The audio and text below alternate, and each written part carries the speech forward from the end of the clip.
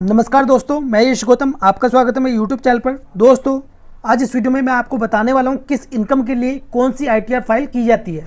ठीक है, इसको लेके काफ़ी सारा कन्फ्यूज़न है, तो इस वीडियो को देखने के बाद आपके सभी कन्फ्यूजन दूर हो जाएंगे, क्योंकि आज इस वीडियो में मैं आपको फुल एक्सप्लेन करने वाला हूँ। तो इस वीडियो को स्टार्ट करने से पहले यदि आपने मेरे चैनल अभी तक सब्सक्राइब नहीं किया तो प्लीज़ सब्सक्राइब कर दीजिए और वीडियो को भी लाइक कर दीजिए ऐसी बेनिफिशियल वीडियोस के लिए। और दोस्तों, यदि आप एक्सपर्ट के द्वारा अपनी ITR कंप्यूटेशन और ITR फाइलिंग कराना चाहते हैं तो दिए हुए नंबर पर कॉन्टैक्ट करें। तो दोस्तों, चलते हैं वीडियो को स्टार्ट करते हैं। तो सबसे पहले मैं बात करता हूँ ITR 1 की। ठीक है, तो ये एप्लीकेबल है इंडिविजुअल के लिए। ठीक है, ये ना ही पार्टनरशिप फर्म के लिए है, ना ही ये प्राइवेट लिमिटेड कंपनी के लिए है और ना ही लिमिटेड कंपनी के लिए। ये है इंडिविजुअल के लिए। तो इसमें ये एप्लीकेबल होता है रेसिडेंट के लिए। ठीक है, ओनली फॉर रेसिडेंट, यानी कि 50 लाख से ज़्यादा इनकम नहीं होनी चाहिए। ठीक है, यदि ज़्यादा इनकम होगी तो आप ITR 1 फाइल नहीं कर सकते। नंबर 1 ये रेसिडेंट के लिए है। दूसरा, 50 लाख से ज़्यादा इनकम ओवरऑल नहीं होनी चाहिए, मतलब सभी को मिलाकर, सैलरी से, हाउस प्रॉपर्टी से, अदर सोर्सेज से या एग्रीकल्चर से, यदि हम चारों को मिलाएं तो भी 50 लाख से ज़्यादा नहीं होनी चाहिए। यदि 50 लाख से ज़्यादा है तो ये एप्लीकेबल नहीं है। ठीक है, अब इसमें है यदि आपकी इनकम सैलरी से है या पेंशन से है तो आप ITR 1 फाइल कर सकते हैं। यदि आपको 2 जगह से सैलरी मिल रही है तो भी क्या आपको ITR 1 फाइल करना है? तो नहीं। तो कौन सा आपको ITR फॉर्म फाइल करना है वो आगे मैं आपको बताऊंगा। आपकी सैलरी इनकम एक जगह से आ रही है तो आपको ITR 1 फाइल करना है। ठीक है, पेंशन भी। और इसके बाद दूसरी इनकम है 1 हाउस प्रॉपर्टी। यदि आपका रेंट एक हाउस प्रॉपर्टी से आ रहा है तो भी आप ITR 1 फाइल कर सकते हैं। ठीक है, फिर उसके बाद है तीसरी income other sources income, included interest, family pension, dividend और ETC। ठीक है, अदर सोर्सेज में यदि आपकी इनकम मान लीजिए FD से है, ठीक है, FD इंटरेस्ट, सेविंग इंटरेस्ट, ठीक है, या फैमिली पेंशन या डिविडेंड या और भी होती हैं अदर सोर्सेज इनकम, यदि उससे है तो भी आप ITR 1 फाइल करेंगे। 4th नंबर पे जो इनकम है वो है एग्रीकल्चर इनकम। यदि आपकी इनकम एग्रीकल्चर इनकम से है अप टू 5000, यानी कि यदि आपकी एग्रीकल्चर से 5000 तक इनकम है तो भी आप ITR 1 फाइल कर सकते हैं। यदि आपकी एक जगह से सैलरी आ रही है तो भी आप ITR 1 फाइल करेंगे। एक हाउस प्रॉपर्टी रेंट आ रहा है तो भी आप ITR 1 फाइल कर सकते हैं। अदर सोर्सेज इनकम है तो भी आप ITR 1 फाइल कर सकते हैं। एग्रीकल्चर इनकम है 5000 तक तो भी आप ITR 1 फाइल कर सकते हैं।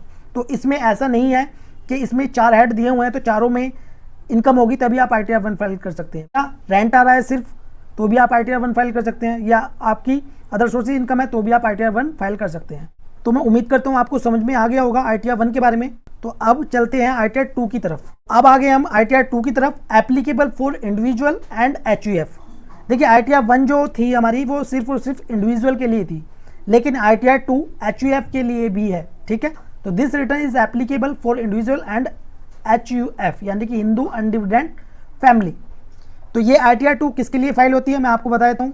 Salary, pension, more than 1 salary या पेंशन, यानी कि यदि आपकी सैलरी एक जगह से आ रही है तो आप ITR 1 फाइल करेंगे। यदि आपकी सैलरी एक से ज़्यादा जगह से आ रही है तो आप ITR 2 फाइल करेंगे। ठीक है, इसी प्रकार यदि आपका रेंट एक से ज़्यादा प्रॉपर्टी से आ रहा है तो भी आप ITR 2 फाइल करेंगे। यदि एक से है तो आप ITR 1 ही फाइल कर सकते हैं। ठीक है, और इसके अलावा यदि आपकी इनकम कैपिटल गेन से है तो भी आपको ITR 2 फाइल करना है, और अदर सोर्सेज इनकम से है तो भी आप ITR 2 फाइल कर सकते हैं। ठीक है, अब आप कहेंगे क्या अदर सोर्सेज इनकम है तो हम ITR 2 फाइल करेंगे? नहीं, आपको करनी है सिर्फ ITR 1, क्योंकि उसमें पहले ही ऑप्शन दिया हुआ है। अब इसमें अदर सोर्सेज क्यों दिया गया? अब मान लीजिए आपकी 2 जगह से सैलरी आ रही है प्लस आपका इसमें सेविंग इंटरेस्ट या FD इंटरेस्ट है। ठीक है, तब उस कंडीशन में हम ऐड करेंगे। स्पेसिफाइड पर्सनस इनकम है like spouse, minor child, ETC। ठीक है, तो इसमें माइनर चाइल्ड या स्पाउस की इनकम है तो उसको बोलते हैं हम स्पेसिफाइड पर्सन इनकम, तो भी आप ITR 2 फाइल करेंगे। फिर उसके बाद यदि आपकी इनकम एग्रीकल्चर से है, ठीक है, मोर देन 5000, यदि आपकी 5000 से ज़्यादा एग्रीकल्चर इनकम है तो भी आपको ITR 2 फाइल करना है। ठीक है, फिर उसके बाद है फॉरेन सोर्स इनकम। यदि आपकी फॉरेन से इनकम है तो भी आप ITR 2 फाइल करेंगे। ठीक है, फॉरेन सोर्स इनकम। अब चलते हैं ITR 3 की तरफ। ये एप्लीकेबल है individual, audited and normal and HUF। ठीक है, अब इसमें यदि आपकी इनकम सैलरी से है, पेंशन से है, मोर देन 1 सैलरी, यानी कि एक सैलरी से ज़्यादा है तो भी आपको ITR 3 फाइल करनी है। अब आप कहेंगे आपने तो 2 के लिए बताया था, ठीक है, लेकिन ITR 3 स्पेशल जो होता है वो होता है बिजनेस के लिए। यदि आपकी इनकम बिजनेस से है, एक सैलरी है तो ITR 1 फाइल करेंगे, यदि एक से ज़्यादा है तो 2 फाइल करेंगे, यदि आपकी सैलरी प्लस बिजनेस से है तो आप ITR 3 फाइल करेंगे, ठीक है। उसी प्रकार तो इसमें बिजनेस से आपकी इनकम है प्लस आपकी हाउस प्रॉपर्टी से है तो आपको ITR 3 फाइल करनी पड़ेगी। फिर उसके बाद profit and gains of business और प्रोफेशन, जैसे कि मैंने आपको बताया है बिजनेस से इनकम है वो प्रोफेशन से है, ठीक है, और इसमें कैपिटल गेन, ठीक है। तो सबसे जो मेन है इसमें मैं आपको बताया आपकी इनकम बिजनेस और प्रोफेशन के साथ साथ सैलरी से, हाउस प्रॉपर्टी से, कैपिटल गेन से, अदर सोर्स इनकम से, स्पेसिफाइड पर्सन इनकम से है तो आप ITR 3 फाइल करेंगे। मेन जो है वो है बिजनेस और प्रोफेशन। अब इसके बाद चलते हैं ITR 4 की तरफ। Applicable for normal individual, HUF and firm. तो ये एप्लीकेबल है ITR 4 नॉर्मल इंडिविजुअल पर, यानी कि ऑडिटेड के लिए नहीं है, HUF के लिए है और फर्म के लिए है, ठीक है। तो इसमें इनकम इंक्लूड है salary, pension, one house property, profit and gains of business और profession, other sources income, exempt income, ठीक है। तो अब आपके मन में एक क्वेश्चन आ रहा होगा, ये सभी इनकम तो हमारी ITR 3 में भी थी। तो देखिए मैं दोनों में डिफरेंस आपको बता देता हूँ, ITR 4 में और ITR 3 में, वो भी सिंपल लैंग्वेज में। देखिए यदि आप बुक्स मेंटेन करते हैं, ठीक है, और आपकी जो बैलेंस शीट है वो ऑडिटेड है तो आपको ITR 3 फाइल करना है, ठीक है। उस कंडीशन में आप ITR 4 फाइल नहीं कर सकते। अब ITR 4 फाइल कब कर सकते हैं? जब आप अपनी ITR 44 AD में, 44 ADA में या 44 AE में फाइल करते हैं, तब आप ITR 4 फाइल कर सकते हैं। अब आपके मन में एक और क्वेश्चन आ रहा होगा, ये तो हम ITR 3 में भी फाइल कर सकते हैं। बिल्कुल कर सकते हैं, ITR 3 में भी फाइल कर सकते हैं। तो कुछ बिजनेस कोड हमारे ITR 4 में दिए हुए हैं तो हम ITR 4 फाइल करते हैं, लेकिन कुछ कोड ऐसे होते हैं जो कि हमारे ITR 4 में नहीं होते हैं, वो ITR 3 में होते हैं, ठीक है। तो ITR 4 किस कंडीशन में फाइल की जाती है?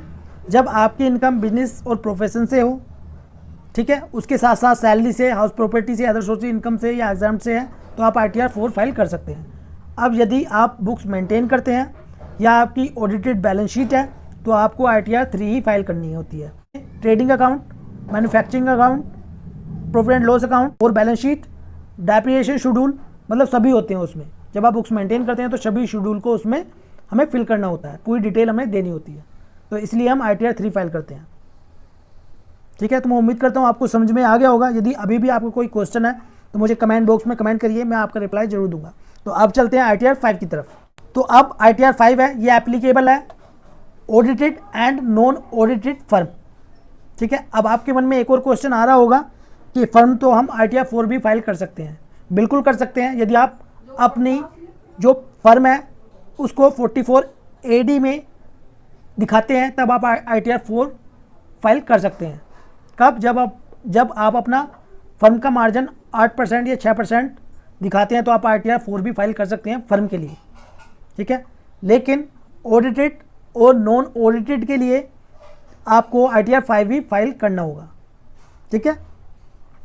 अब उसके बाद मैं बात करता हूँ ITR 6 की।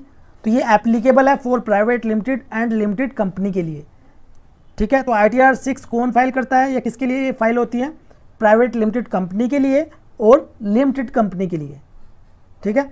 अब उसके बाद ITR 7, तो ये एप्लीकेबल है NGO, चैरिटेबल ट्रस्ट या इसके अलावा भी काफ़ी सारे उसमें दिए हुए हैं, ठीक है। तो ये ITR 7 फाइल करते हैं। तो दोस्तों मैं उम्मीद करता हूँ आपको समझ में आ गया होगा ITRs के बारे में। तो ये वीडियो आपको कैसी लगी प्लीज़ कमेंट बॉक्स में जो बताएं। वीडियो आपको अच्छी लगी हो तो प्लीज़ लाइक कर दें और इस वीडियो को शेयर करें अपने फ्रेंड्स के साथ। वीडियो देखने के लिए धन्यवाद।